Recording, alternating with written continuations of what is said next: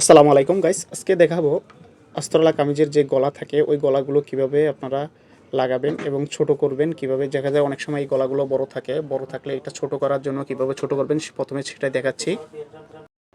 আপনারা কামিজের বডি অনুযায়ী গলার মাপটা নিয়ে নেবেন, মাপ নিয়ে এখান থেকে ছোট করে নেবেন। আমার যতটুকু পরিমাণ আমি অতটুকু পরিমাণ ছোট করে নিচ্ছি।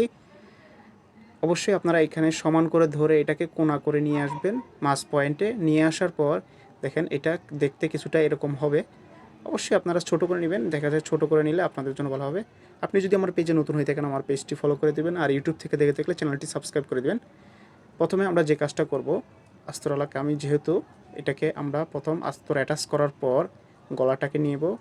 গলাটা নেওয়ার পর এখানে আমরা যে কাজটা করব, আস্তরের যে পাটটা আছে উল্টো পাটে আমরা উল্টো পাটে এটাকে সমান করে কাঁধের পাট মিলিয়ে সমান করে মাছ পয়েন্টে একবারে মাছ পয়েন্ট বরাবর দেখেন আমি যেভাবে দাগ দিয়ে নিয়েছি, আপনারা সেমভাবে চক দিয়ে মাছ পয়েন্টটা দাগ দিয়ে নেবেন।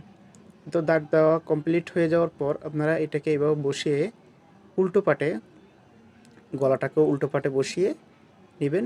বসানোর পর এটাকে আমরা এই যে এটাকে উল্টো পাটে বসালাম, সমানভাবে আপনারা বসিয়ে এটাকে মাছ পয়েন্টে একটা সেলাই করে দিবেন। তো আমি যেভাবে সেলাই করছি আপনারাও সেমভাবে সেলাই করে দেবেন। অবশ্যই খেয়াল রাখবেন যেন মাছ পয়েন্টটা ঠিক থাকে। মাছ পয়েন্ট ঠিক না থাকলে আপনার গলাটা এক সাইড হয়ে যাবে। তো এটা সমান হওয়ার পর এখন আমরা এখান থেকে এই যে এখানে থেকে এটাকে সেলাই করে দেব সমানভাবে। আপনারাও সেমভাবে সেলাই করে দেবেন। অবশ্যই এটা উল্টো পাটে নেবেন। আমি আবারও বলছি, আপনি যদি আমার পেজে নতুন হয়ে থাকেন আমার পেজটি ফলো করে দিবেন, আর ইউটিউব থেকে দেখে থাকলে চ্যানেলটি সাবস্ক্রাইব করে দেবেন এবং নতুন নতুন ভিডিও পেতে। তো সেলাই কমপ্লিট হয়ে গেছে। এখন আমরা যে কাজটা করব, এটাকে বাড়তি যে পাটটা আছে এটা আমরা কেটে ফেলবো। কাটার পর এখানে কাটমার দিয়ে দিব। অবশ্যই আপনারা কাটমার দিয়ে দিবেন, না হলে এটা টেনে ধরবে। তারপর আমরা এটাকে উপরে চাপ সেলাইটা দিয়ে দিব। তো আমি চাপ সেলাই দিয়ে নিচ্ছি, আপনারাও সেমভাবে চাপ সেলাই দিয়ে নেবেন। অবশ্যই এটা টানটা ঠিক রাখবেন।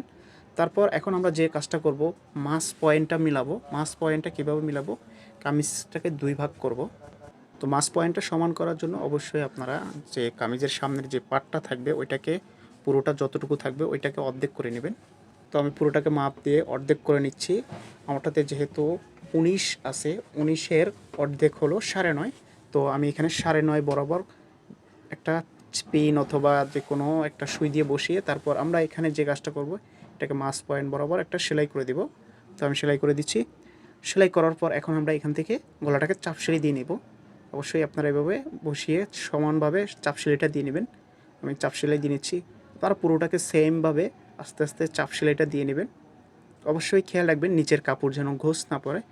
দেখেন আমার গলাটা কমপ্লিট হয়ে গেছে। এভাবে আপনারা সহজেই আস্তরওয়ালা কামিজের যে বাড়তি গলাটা থাকে